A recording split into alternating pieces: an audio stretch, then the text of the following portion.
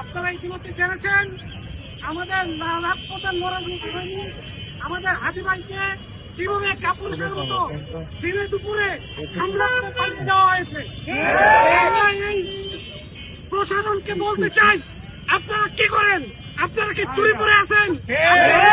থাকেন এই ব্যর্থতার দায় নিয়ে আমরা বলতে চাই প্রশাসনকে ইস্তফা দিয়ে চলে যাওয়ার জন্য।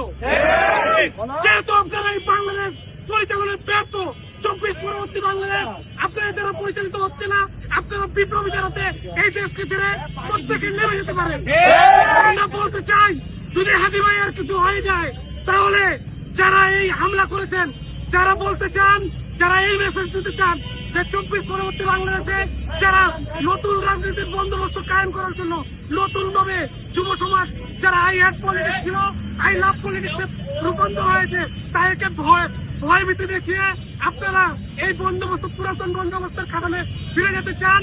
আপনাদের জন্য হুঁশিয়ার করে বলতে চাই, এই বাঙালিরা যখন জীবন দিতে শিখে গেছে তখন আর মৃত্যুর ভয় করে না। একজন হাতিকে আপনারা হয়তোবা মেরে এই প্রমাণ করতে চান যে বাঙালিরা ভয় পায়ে যাবে।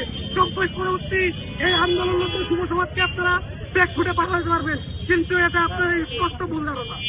আপনাকে বলতে চাই যে আমরা 24 পরবর্তী এই শহীদের উপরে, এই শহীদদের রক্তের উপরে দাঁড়িয়ে যারা বেইমানি করছেন, যারা বিপ্লবীদের পিছনে পিছনে বিপ্লবীদের ধ্বংসের জন্য লীলা খেলা শুরু করছেন, তারা সকালে হুঁশিয়ার হয়ে যান।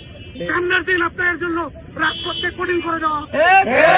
আপনাদেরকে বলতে চাই, যারা এখনো ভাবেন যে বাংলাদেশ নিয়ে কাজ করতে চান, তারা স্পষ্টভাবে জবাব দেন যে এরপরেও হাদি ভাইকে এইভাবে করে হামলা করছেন, এক হাদিকে হামলা করার পরেও লক্ষ লক্ষ হাদি রাজের রাজপথে দাঁড়াবে। এটা আপনারা স্পষ্টভাবে মেসেজ দিয়ে দেন করে বাংলাদেশ।